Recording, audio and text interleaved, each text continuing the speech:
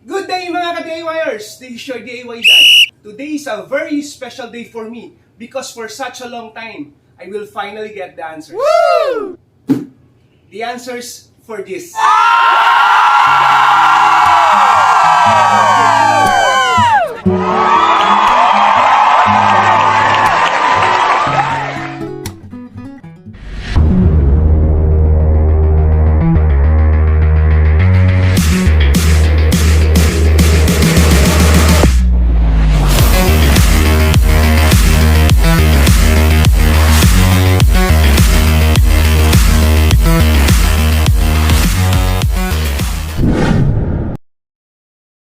This is the Lotus 600 watts HVLP paint station.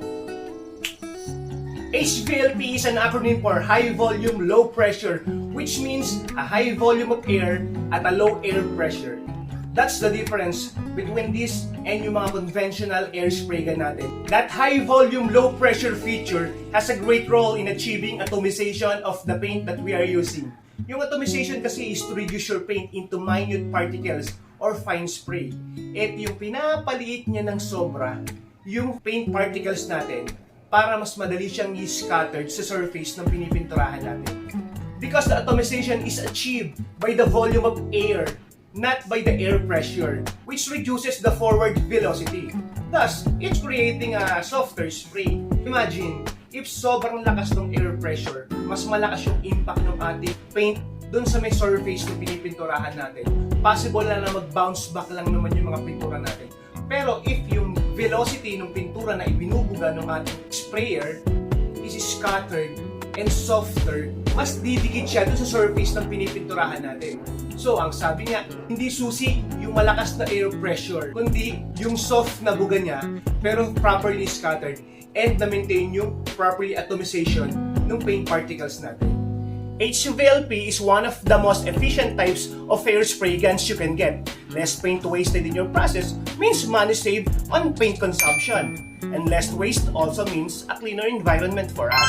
This machine is powered by a 600 watts HVLP motor, supplied with 2 meters of power cable. We also have the removable air filter with fast cooling holes, a shoulder strap for easy carrying around when working, supplied with 1.8 meters of flexible air hose, and comfort grip spray gun. Its soft handle is more comfortable to grip. We have an adjustable nozzle that provides 3 different types of spray patterns. You could do vertical, horizontal, and circular. We have adjustable knob to regulate paint flow. Included also is the 900 ml paint cup with viscosity cap, nozzle cleaning needle, the manual, and the warranty card.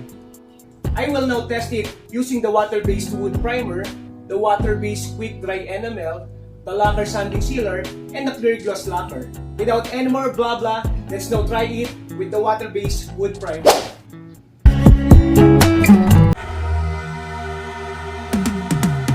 Cause I've been living life right like I could just die any minute. Going for a ride down the side, PCH country limit. I don't need a guide, follow lights, take me where I wanna be. I transferred some of the wood primer here on my empty bucket para mas madali tayo maghalo, and at the same time meron pa tayong room for additional water na kakailanganin natin to achieve the viscosity level para sa ating spray gun. This is now the water-based wood primer and this is the viscosity cup. Viscosity is simply the thickness of the liquid material. High viscosity is thick, low viscosity is thin. Think about the honey. Diba ang thick ng consistency niya? It means high viscosity siya. And think about the water. It's low viscosity since mas malabnaw siya compared sa honey. Just always remember, high viscosity mas malapot. Low viscosity is mas malabnaw. We could check the viscosity of this paint by using this viscosity cup. We could check it by filling this cup with paint and timing how long it takes the cup to empty. Siyempre, we will be needing this viscosity cup and a timer. This paint station requires the maximum viscosity of 60 DINS. as indicated on this box. Kung may magtatanong kung ano ba yung DIN, which in English means German Institute for Standardization. It means the DINS na yan is a standard measurement for checking viscosity of any liquid substances. 60 DINS na yan, pag pinuno daw natin ng paint to, it should be leaking out or naubos na to in 60 seconds. Doon natin matitest ngayon yung viscosity na sakto na para magamit natin yung paint sprayer na to. If you can't achieve the 60 seconds para maubos yung laman nito, for example, nakaka 2 minutes ka na, hindi pa siya nauubos, then it's time to add water to dilute it further para mas lumabdaw siya or maging thin yung viscosity ng paint natin. Let's now try this with this wood primer. The first thing we need to do is we will fill this cup with the paint.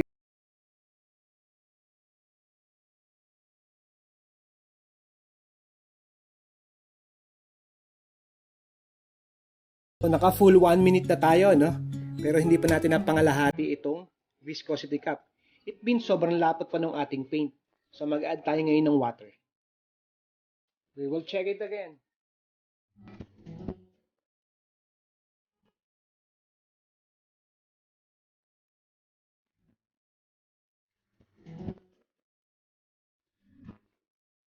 Alright, natapos na yung 1 minute natin. May natira naman sa kanyang konti. Siguro mga additional 10 seconds pa.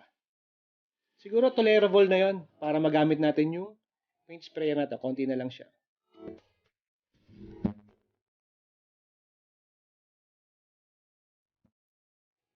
Kaya ako nag-prepare ng roller brush.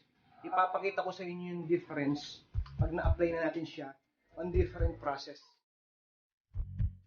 Let's apply paint muna using this roller brush.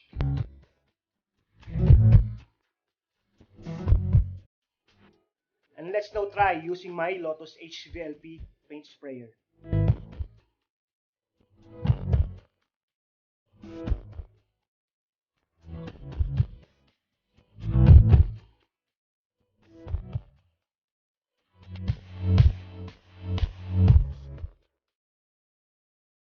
I tried the 3 types ng pag-spray niya, yung pabilog, and then yung horizontal, and yung vertical.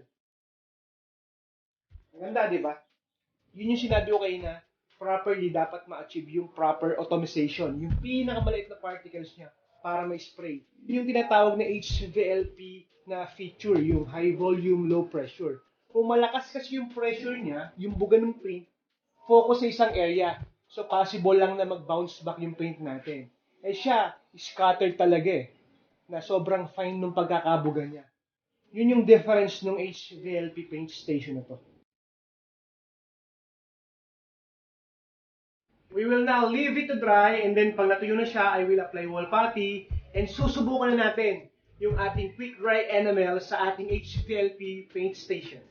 I already applied wall putty on this tube and already sanded it down. Mag-i-spray na tayo ngayon ng ating quick drying enamel. Nag-transfer lang rin ako ulit sa ating empty bucket. And I think I mixed it thoroughly already. Kung sa wood primer natin ay nag-dilute pa tayo ng water, ngayon itatry natin na hindi na natin susundin yung 60 DINS na viscosity level na kayang ibuga ng water sprayer. Itatry natin kung kaya niya yung sobrang thick na consistency o yung viscosity ng paint natin.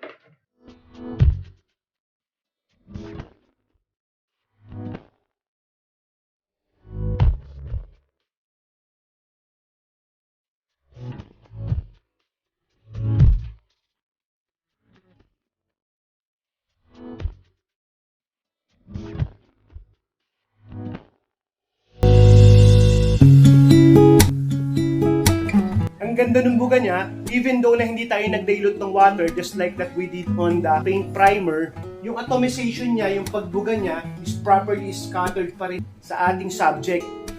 Unlike sa usual roller brush na ginagamit ko pagka ako'y gumagamit ng QDE o yung quick dry enamel, minsan nakaka 4 to 5 coatings ako para ma-achieve ko talaga yung desired na paint outcome na gusto ko. Pero ito parang dalawang spray ko lang, okay na ako. And yung the machine, yeah, uminit siya ng konting-konti lang yung init. Unlike sa dalawang paint sprayer brands na nagamit ko before, hindi mo talaga mariresist na dala-dala mo kasi nakadikit siya sa bewang mo na sobrang init. Para hindi ka tatagal in 2 minutes. Tapos na tayo sa ating paint primer and sa ating quick dry enamel. Pupunta naman tayo sa mga lacquer type finishing substances natin. I already cleaned our spray gun using water. Hindi na ako gumamit ng sabon panglinis nito. So tubig lang talaga, alug-alug mo lang yan. And then pag wala na siyang pintura, punasan mo lang siya ng basahan or tissue. Ang mahalaga kasi dyan, after every use, dapat talaga nililinis na natin yung ating sprayer para maiwasan natin yung pagtigas ng pintura. And the spray gun, rinse it out with water only. Once mo siyang malinis, ibalik mo na yung mga parts niya. And ako, ginagawa ko, naglalagay ako ng mga 300 ml na tubig.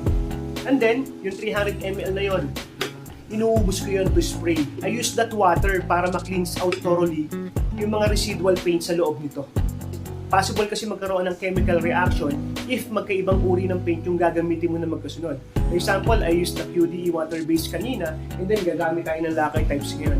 Possible kasing malaki ang maging epekto nun sa outcome ng projects na ginagawa natin. We will now use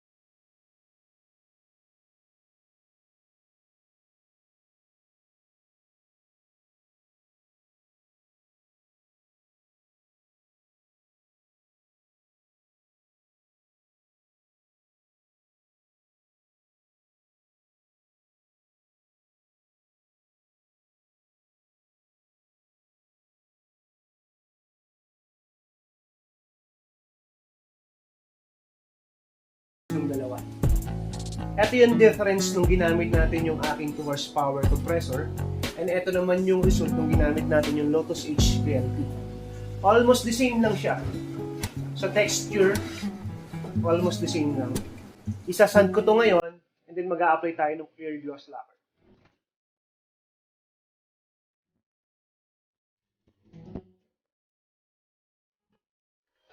Teka, may orbital sander nga pala.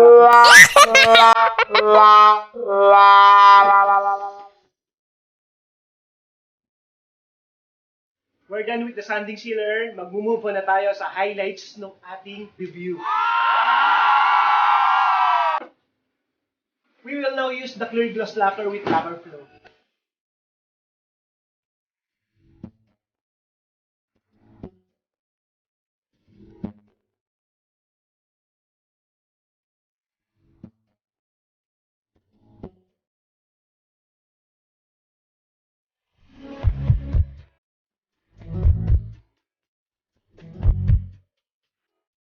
We will let it dry and we will check later ano ba yung comparisons ng dalawa pag gumamit ka ng compressor at pag gumamit ka ng Lotus H VLP paint station.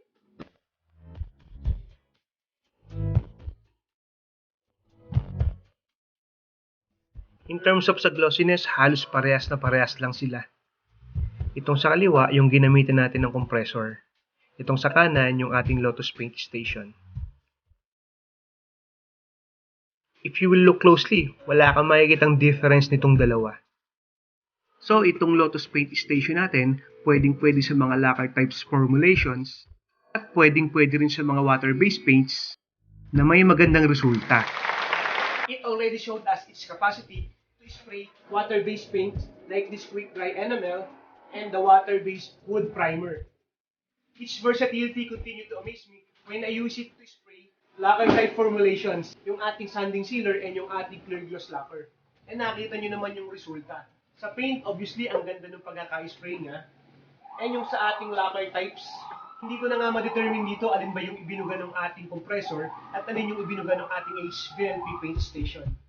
Most of the time, ang mga concerns sa mga portable paint sprayer like this is yung gasket sa loob. Yung iba kasing nagamit ko, may gasket sa loob. na naglo-loosen up yun pagka gumagamit ka ng mga lacquer type formulations. Na nagkakos yun, na sudden magda-drop off na lang yung tin cans mo na gamit. This one, saktong-sakto lang yung higpit niya kahit wala siyang ginagamit na gasket sa loob. And other concerns sa mga portable sprayer, umiinit agad yung makina. This one, I'm not exaggerating when I say na halos hindi siya uminit. It's warm, pero hindi mo siya masasabing mainit talaga. And the noise that it produces, hindi siya ganun kaingay.